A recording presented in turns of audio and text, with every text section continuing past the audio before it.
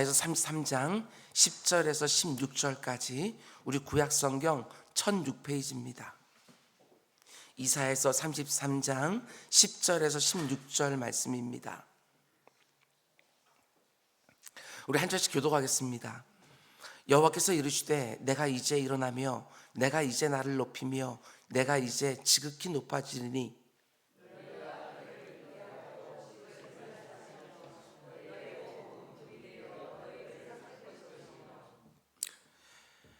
민족들은 불에 굽는 횃돌 같겠고 잘라서 불에 자르는 가시나무 같으리로다.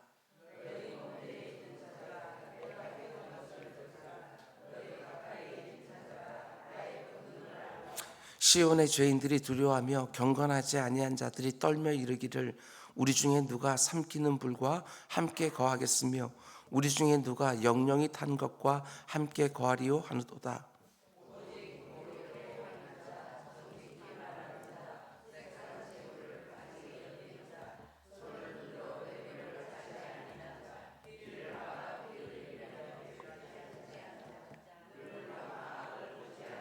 우리 함께 그는 높은 곳에 거하리니 견고한 바위가 그의 요새가 되며 그의 양식은 공급되고 그의 물은 끊어지지 아니하리라. 아멘. 아멘. 우리 잠시 기도하겠습니다. 사랑해 주님 감사합니다. 올 가정의 달을 맞아 연휴가 있었습니다. 우리 사랑하는 성도님들이 사랑하는 부모님들과 또 너무나도 아끼고 사랑하는 우리 자녀들과 특별한 시간들을 다 가졌습니다.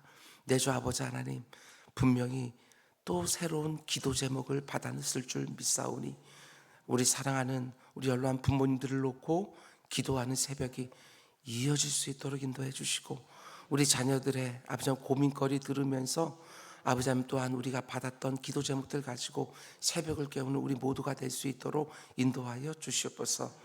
부모님을 보고 자녀들을 보면서 이런저러한 걱정거리, 근심거리, 두려움거리 받아놓고 하나님 앞에 기도할 줄도 모르고 그저 내가 무엇을 할 수 있는가 내 자신만 바라보고 있는 어리석음 우리 범하지 않게 하여 주시고 나는 할 수 없으나 하나님은 하실 수 있다. 분명한 고백과 함께 그 모든 것들 기도 제목으로 바꿔놓는 우리 모두가 될 수 있도록 주님 인도하여 주시옵소서. 오늘부터 또 일상으로 돌아갑니다. 아버지 하나님 일상으로 돌아가는 그 발걸음이 무겁게만 하지 않게 하시고 하나님께서 오늘도 일용할 은혜를 허락해 주신다. 능력과 지혜를 허락해 주신다. 분명히 믿고 아버지 하나님 일상으로 들어가 하나님이 원하신 일들 잘 감당하는 우리 모두가 되게 하여 주시옵소서. 모세, 여호수아, 갈렙 이름으로 1000번째가 드려졌습니다. 주님 이 가운데도 함께 붙들어 주셔서 그의 사모하는 모든 것들이 하나님께 손에서 어떻게 이루어지는가 보는 기쁨과 감격이 있게 하여 주옵소서. 예수님의 이름으로 기도드렸습니다. 아멘. 아멘. 여러분 잘 오셨습니다. 오늘도 어제보다 더 좋은 날이 좀 있습니다. 아멘. 오늘은 이사야서 강의 81번째 시간입니다. 오늘 말씀의 제목은 행위가 공의롭고 말이 정직하고 모은 재물이 깨끗한 사람, 이런 제목으로 말씀 전하도록 하겠습니다. 우리 그리스도인들은 이렇게 살아가는 것입니다. 행동에 하나님의 의가 담겨져 있고 말 하나하나에도 정직함이 담겨져 있고 모아놓은 재물에 깨끗함이 있는 우리 성도는 그렇게 살아가는 것입니다. 여러분과 저의 기준은 이 세상의 질서가 아닙니다. 다른 사람들이 어떻게 사는가 그 사람들이 내 인생의 기준이 될 수가 없습니다. 심지어 내 생각에 좋은 대로 내 소견에 옳은 대로 그것도 우리의 기준이 되지 못합니다. 우리의 기준은 언제나 하나님의 말씀이고 하나님이지요. 오늘 그 말씀들 함께 또 나누도록 하겠습니다. 어제 새벽에 오늘 본문의 역사적인 배경을 잠시 함께 나누어 보았습니다. 아수르 왕 사네립이 쳐들어와서 남유다의 라기스 성을 정복하고 거기에 진을 치고 있습니다.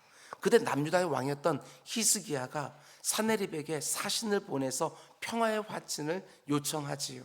우리가 어떻게 해야 그냥 돌아가겠냐고 원하는 대로 다 들어주겠다고 평화의 화친을 요청합니다. 그래서 사네립이 이렇게 요구하지요. 금 30달란트와 은 300달란트를 가지고 와라. 그러면 우리가 그냥 돌아가겠다. 그래서 히스기야 왕이 왕궁 곳간에 있는 금과 은을 다 꺼내고 성전에 있는 금과 은까지 다 모으고 심지어 그것으로 모자라서 성전 기둥과 문에 붙어있는 금과 은까지 다 벗겨냈습니다. 겨우겨우 금 30달란트와 은 300달란트를 모아서 사네립에게 가져다 줬는데 어떻게 됐지요? 사네립이 금과 은은 다 받은 다음에 얼굴을 바꿉니다. 약속을 지키지 않습니다. 금과 은은 다 받아 챙긴 다음에 예루살렘을 향하여 계속해서 진격해 오고 있는 상황. 그게 바로 오늘 본문 33장의 역사적인 배경입니다. 인간적인 방법이 다 수포로 돌아갔습니다. 그 당시에 또 다른 강대국인 남쪽에 있는 애굽을 의지하여 말과 마병과 병거를 보내주기를 바라고 많은 조공을 갖다 바쳤습니다. 근데 북쪽에 있는 아수르가 위로부터 쳐들어오는 것이 아니라 남쪽에서부터 쳐들어오니까 애굽의 도움을 받을 수가 없습니다. 아수르 화친을 맺기 위해서 요구하는 대로 은금을 다 갖다 주었지만 그 사네립 왕은 계속해서 예루살렘 성으로 진격하고 있습니다. 남유다의 군대는 처음부터 상대가 되지도 않았습니다. 그 가운데 온 나라가 낙심하지요. 인간적인 방법을 다 써봤지만 더 이상 수가 없습니다. 이제 나라가 망하기 직전이지요. 그런데 그때 하나님 뭐라고 말씀하십니까? 10절 여호와께서 이르시되 내가 이제 일어나며 내가 이제 일어나리라. 내가 이제 나를 높이리라. 내가 나를 지극히 높이리라. 모두가 절망하며 두려워하고 있는 그 시간에 하나님께서는 그 남유다 백성들에게, 자기 백성들에게 내가 이제 일어나서 일할 것이다, 이렇게 말을 하지요. 자신의 시간이 왔다는 것을 말씀해 주십니다. 그렇습니다. 내 힘으로 안 된다는 것을 절절히 깨닫고 그 교만을 꺾어놓고 하나님께 온전히 내 마음을 집중할 때, 그때가 바로 하나님의 때인 것이지요. 하나님이 일하시는 순간입니다. 근데 하나님이 딱 일어나자마자 어떤 일이 벌어집니까? 두 가지 결과가 일어납니다. 먼저 첫 번째는 11절과 12절 너희가 결을 잉태하고 집을 해산할 것이며 너희 호흡은 불이 되어 너희를 삼킬 것이며 민족들은 불에 굽는 횃돌 같겠고 잘라서 불에 사르는 가시나무 같으리로다. 첫 번째로 남유다 백성들이 지금까지 했던 일들이 얼마나 허망한 일들이었는지 그것부터 하나님은 들춰내십니다. 하나님이 딱 일어나서 남유다 백성들을 곧바로 도와주는 것이 아니라 그동안 남유다 백성들이 했던 일들이 얼마나 허망한 일이었는지 그 실체를 드러내는 거예요. 남유다가 그동안 인간적으로 했던 모든 일들을 가리켜 하나님이 뭐라고 말씀하십니까? 11절을 보면 너희가 지금까지 겨를 잉태하고 집을 해산했구나, 이렇게 말하는 거예요. 한마디로 지금까지 남유다 백성들이 쓸데없는 일만 했다고, 얼마나 가치 없는 일만 했는지 겨를 잉태했다고, 아무짝에도 쓸모없는 겨를 심은 거예요. 애굽을 찾아가서 도움을 청하고 아수르 왕 사네립에게 금과 은을 갖다 바치면서 화친을 맺으려 하고 온갖 인간적인 방법을 다 썼는데 그게 전부 뭐라고 말씀하시는 것입니까? 겨를 잉태했다.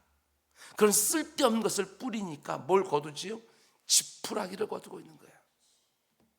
물론 그것밖에는 우리에게 방법이 없었습니다, 이렇게 말할 사람도 있었겠지만 하나님이 보실 때는 그렇지 않습니다. 믿음으로 하지 않은 모든 일들은 다 결을 뿌리는 것이고 지푸라기를 거두는 것이다, 이렇게 말씀하시는 것이지요. 계속해서 11절 뒷부분을 보면 너희의 호흡은 불이 되어 너희를 삼킬 것이며, 이건 무슨 뜻입니까? 아주 작은 막연한 소망의 불씨를 붙들고 후후 하고 불면서 불씨를 키웠는데 결국 그 불씨가 너희들을 다 태우고 있지 않냐, 이 말씀을 하시는 거예요. 한마디로 지금까지 너희들이 망하는 길로만 갔구나. 하나님이 지금 남유다 백성들이 했던 일들의 실체를 다 드러내시는 것입니다. 두 번째로 하나님이 일어나셔서 남유다 백성들을 도와주시기 전에 또 어떤 일을 하십니까? 지금 남유다 백성들이 극히 두려워하고 있는 아수르 군대의 실체를 또 드러내십니다. 12절을 다시 보면 민족들은 불에 굽는 횃돌 같겠고 잘라서 불에 사르는 가시나무 같으리로다.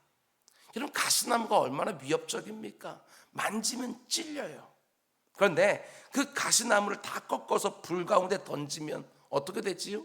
따닥따닥 소리를 내면서 얼마나 잘 타는지 모릅니다. 아수르 군대의 실체가 그와 같다는 거예요. 겉으로 볼 때는 너무너무 위협적이지만 이제 곧 얼마나 허망하게 그들이 다 타버리는지 너희들이 보게 될 것이다. 이 말씀하시는 것이지요. 남유다 백성들이 애굽을 찾아가서 도움을 요청하고 아수를 찾아가서 평화의 조약을 맺는 것이 아니라 이사야 선지자를 통해서 하나님은 수도 없이 말씀하셨어요. 잠잠해라. 왜 이렇게 두려워하냐? 나를 의지해라. 이렇게 수도 없이 말씀하셨어요. 정말 이사야 선지자가 선포한 하나님 말씀대로였더라면 지금 상황은 참 많이 달라졌을 터인데 하나님 지금 책망하시는 거예요. 고작해야 너희가 결을 잉태하고 지푸라기를 추수하는 허망한 일만 하다가 이런 참담한 상황을 맞이한 것 아니냐.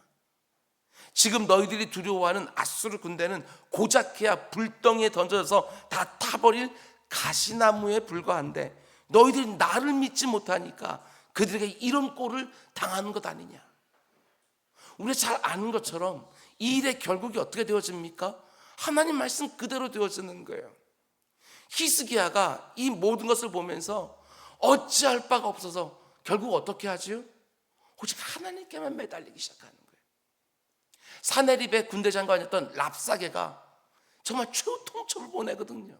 그런데 그 통첩장을 딱 하나님 앞에다 딱 갖다 놓고 그 순간부터 전심으로 하나님께 기도하기 시작을 해요. 하나님은 응답해 주셨어요. 그리고 하룻밤 사이에 아수르 군대 18만 5천 명이 죽어요. 인간적인 방법 써서 그들이 이 위기를 모면한 게 아닙니다. 하나님이 단 하루 만에 그 모든 걸 다 해결해 주었어요. 그래서 하나님은 계속해서 이사야를 통하여 잠잠히 나만 바라봐라, 나를 의지해라, 이렇게 말씀해 주셨는데 이들이 한 모든 일이 뭐예요? 결을 뿌렸어요. 지푸라기를 거둔 거예요. 그렇게 허망한 일만 했다는 것입니다. 잘 보셔야 돼요. 남유다 백성들만의 이야기가 절대로 아니에요. 우리가 이럴 때가 얼마나 많은지 한번 생각해 보라는 것입니다.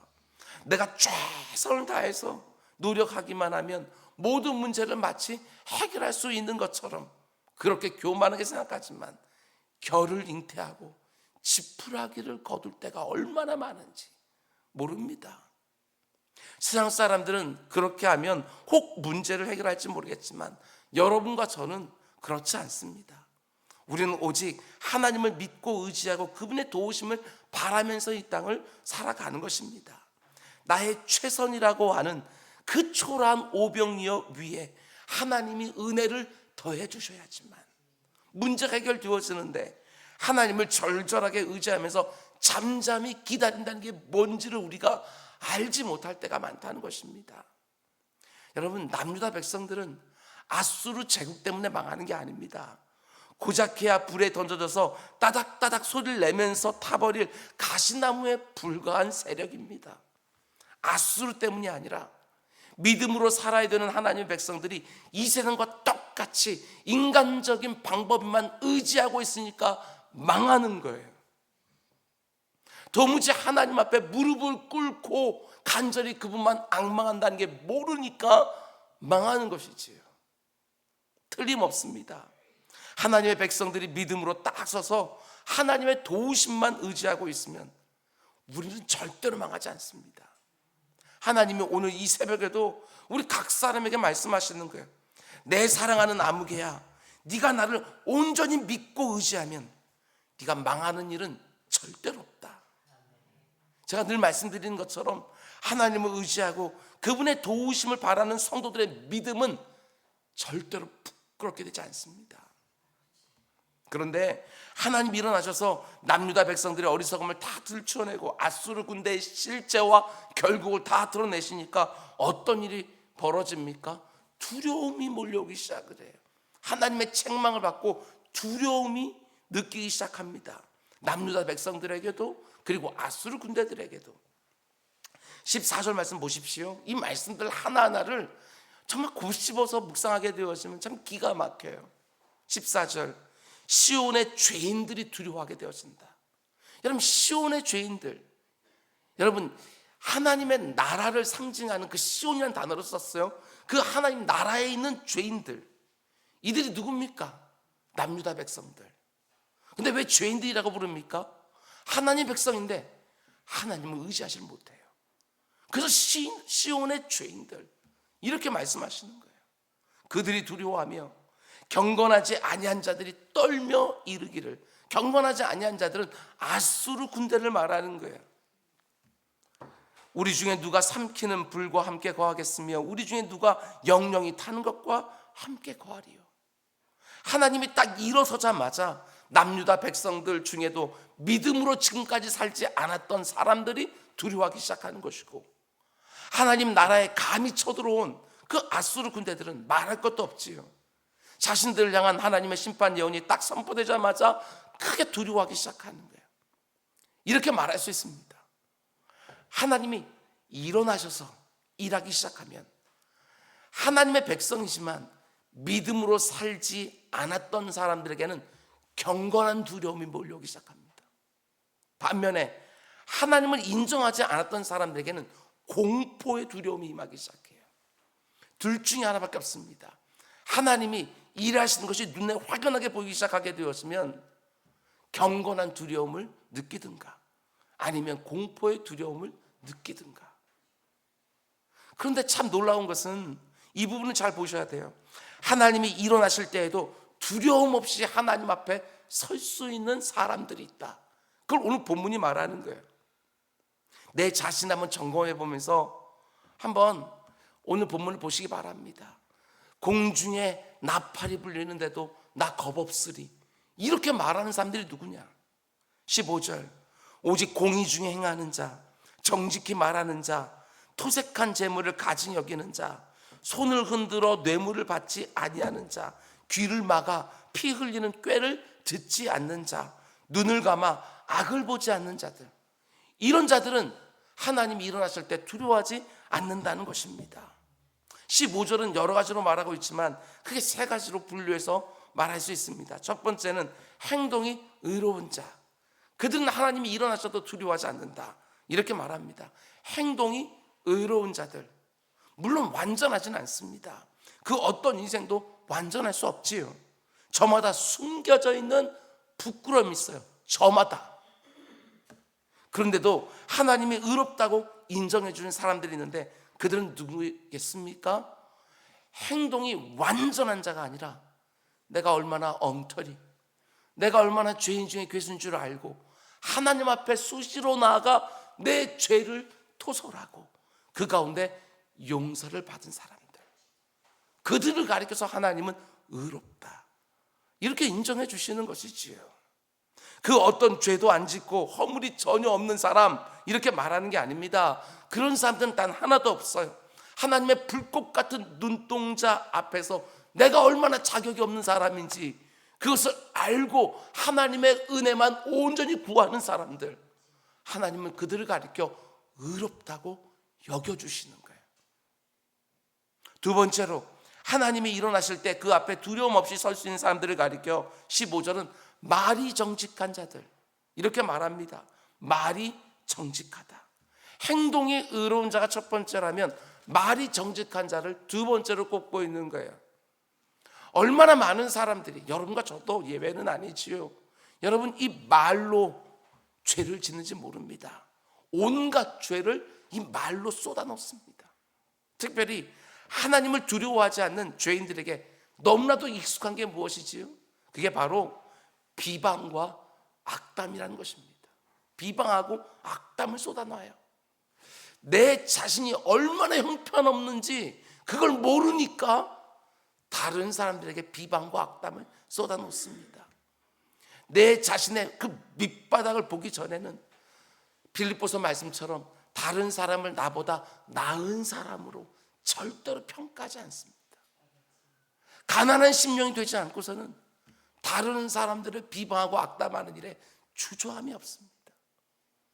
그래서 우리가 정말 내 자신을 제대로 예수 그리스도의 십자가 앞에서 보게 되어질 때 우리는 이 말이 겸손해집니다. 다른 사람들도 함부로 말하지 않습니다.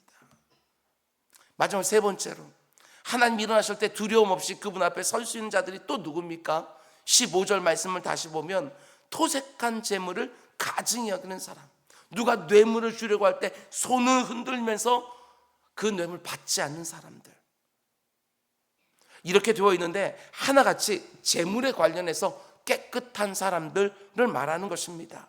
토색한 재물을 가증히 여기고 뇌물을 받지 않는 자들, 한마디로 재물과 관련하여 깨끗한 자들이 하나님이 일어나실 때에 두려워하지 않는다.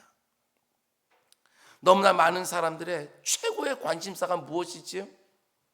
돈 버는 일입니다. 돈 버는 일. 돈 버는 일에 마음을 다 빼앗겨 살아갑니다.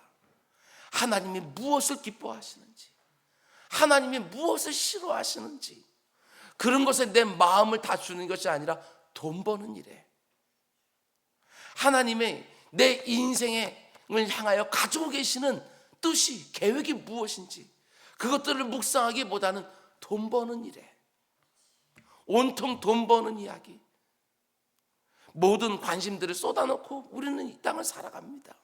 아무리 이 세상이 돈 버는 일로 내 눈과 내 귀를 날마다 자극한다 할지라도 그렇지 않습니다. 절대로 우리는 거기에 내 마음과 내 눈과 귀를 줄 수가 없습니다. 아무리 이 세상이 이렇게 하면 돈 벌고 저렇게 하면 돈 버는다고 말을 한다 할지라도 그게 우리의 기준이 될 수는 없습니다.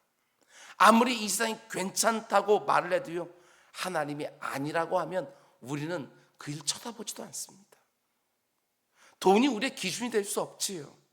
성경이 우리의 기준이고 하나님이 우리의 기준이고, 절대로 이 세상이 말하는 대로 살면 안 됩니다.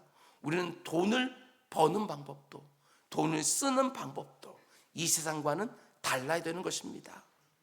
돈이 되는 일이라고 생각되었으면 무슨 일이든지 다 할 수 있는 게 아닙니다. 아무리 돈이 되어도 어떤 것은 내가 의지적으로 안 합니다. 눈에 분명히 보여도 그거 눈을 돌려 쳐다보지도 않습니다. 심지어 이미 내 주머니에 들어와 있는 돈이라고 할지라도 하나님 앞에서 그게 정당하지 않다라고 깨달아지면 어떤 식으로든지 그 돈 되돌려 주려고 하는 것이고, 되돌려 줄 것이 마땅하지 않으면 다른 사람들을 위하여 그거 다 사용해 버립니다. 우리는 그렇게 사는 거예요. 여러분, 그런데 이렇게 행동이 공의롭고 말이 정직하고 재물이 깨끗한 사람들이 하나님이 일어나실 때에 두려움 없이 그분 앞에 서게 되어지는데, 그때 하나님이 어떻게 해주십니까? 단지 심판만 면하게 해주시는 것이 아니라 16절, 그는 높은 곳에 거하게 되리라, 이렇게 말씀하십니다. 하나님이 존귀하게 여겨주신다, 이렇게 말씀해 주시는 거예요. 여러분, 참된 존귀가 있습니다. 이 세상이 말하는 존귀, 그런 거 아니고 하나님이 인정해 주시는 진짜 존귀가 있습니다. 내 스스로 나를 높이는 게 아닙니다. 이 세상이 나를 높여주는 것이 아닙니다.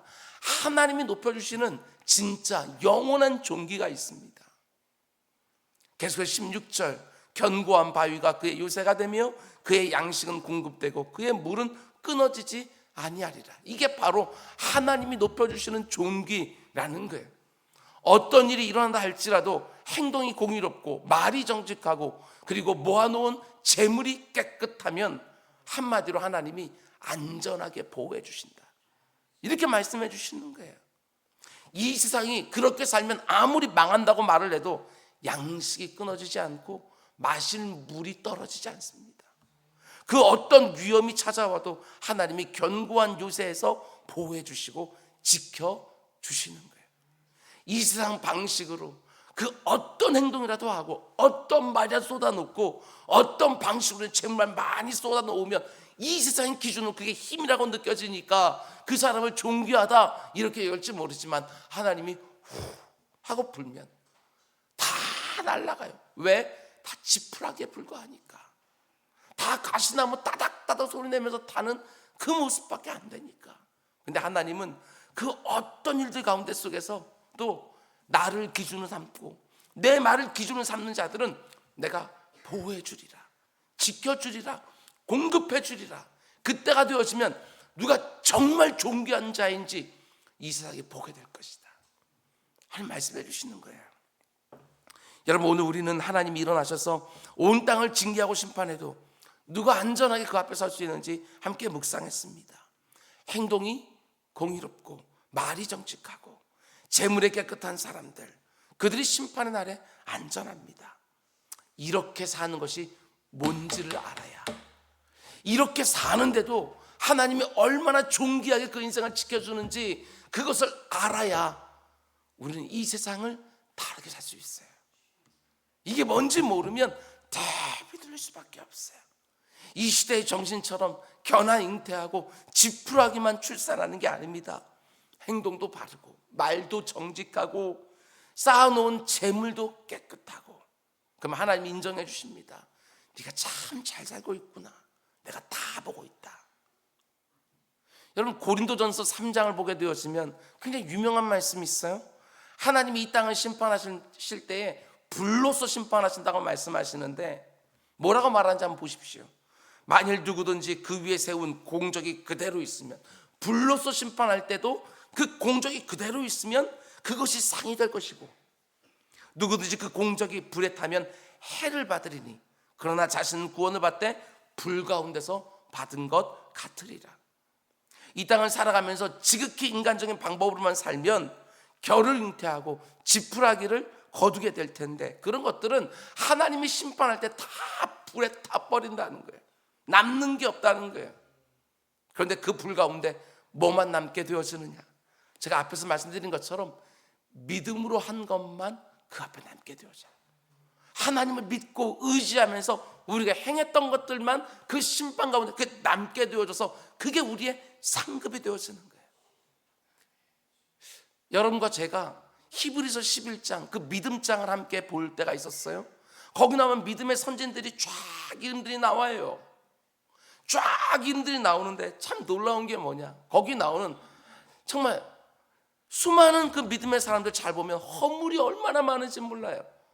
아브라함도 그렇고 이삭도 그렇고 야곱도 그렇고 요셉도 그렇고 모세도 그렇고 삼손도 그렇고 허물 덩어리예요. 그런데 거기 보게 되어지면 그들의 허물은 하나도 나오질 않아요. 그들이 믿음으로 했던 것만 기록되어 있어요. 그렇죠? 한번 읽어보세요. 믿음으로 누구는, 믿음으로 누구는, 믿음으로 누구는 하고 하나님이 그들의 인생을 기록해 놓으는데 그 가운데 속에 그들의 그 엉터리 같은 건 하나도 안 기록되어져 있고 믿음으로 했던 것들만 다 기록되는 것을 보게 되었어요. 그렇습니다. 우리가 이 땅을 살아가면서 믿음으로 한 것만 하나님의 심판 앞에 남게 되어지는 거예요.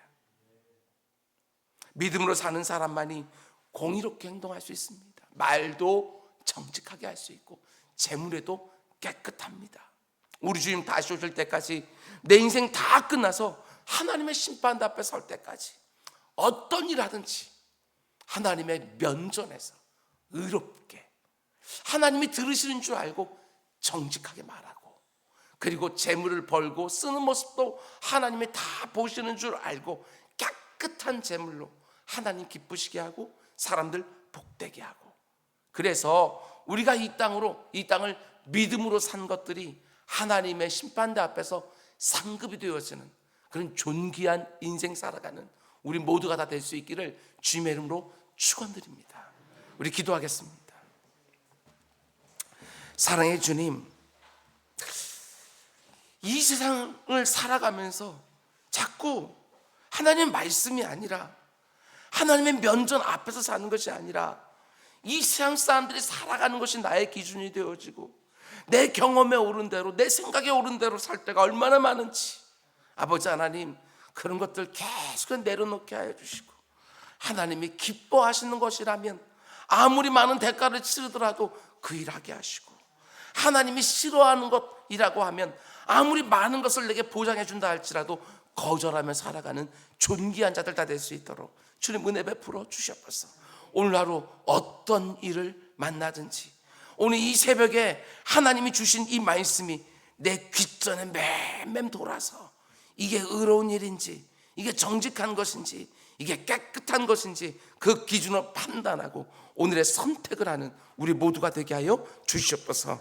이 모든 말씀 예수님의 이름으로 기도드렸습니다. 아멘. 너는 이렇게 기도하라.